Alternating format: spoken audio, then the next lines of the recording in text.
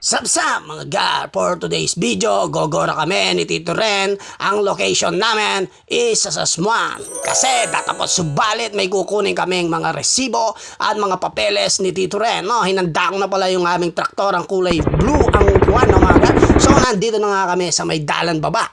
Pag umentrada ka dito mga gar, nakita mo na yung malalawak na palaisdaan. Ibig sabihin, papasok ka na ng bayan ng Sasmuan, ang Municipality of Sasmuan, na kung saan ito ay matatagpuan sa tabi ng Pampanga River, daluyan ng Manila Bay, sa dagat, so and so forth and so on. No, mga gar, so sabi ni Tito Ren, let's go na para makauwi tayo agad kasi marami pa tayong asikasuin sa bahay. No, mga gar, sa sobrang busy namin, hindi na namin alam kung anong araw ngayon. Ano ang araw ngayon, mga gar? So, mabilis na transition mga gan. Nandito na kami sa San Nicolas II, sa Sasmuan, Pampanga. Ayun ang traktor, ang kulay asul, ang upuan ng mga gar. Si Tito Ren nasa loob na.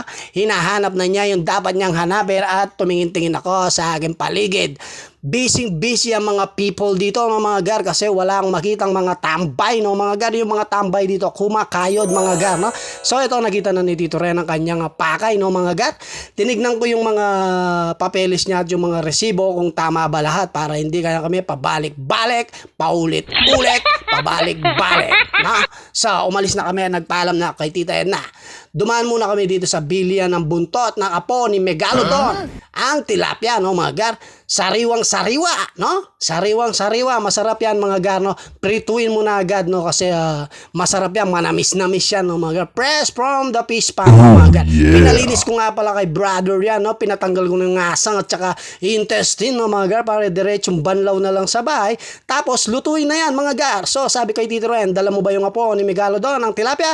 Ayun, nasa kamay na pala ni Tito Ren, no? At kami gogora na pauwi ng bahay, no mga gar. So eto na mga gar, no? Nayatid ko na pala ang aking misis. Iseset na namin ang aming small businesses, no mga gar, businesses. Malaking tulong sa aming pamumuhay everyday mga gar, no? Kasi nawawala na ng hinip ang aking misis, no? Dahil ito may pinagkakabalaan na. So yun na nga mga gar, umuwi na ako sa bahay. Uminom na ako ng malamig na tubig alulod, pamatid uhaw. Hanggang dito na lang. Maraming salamat. Eme.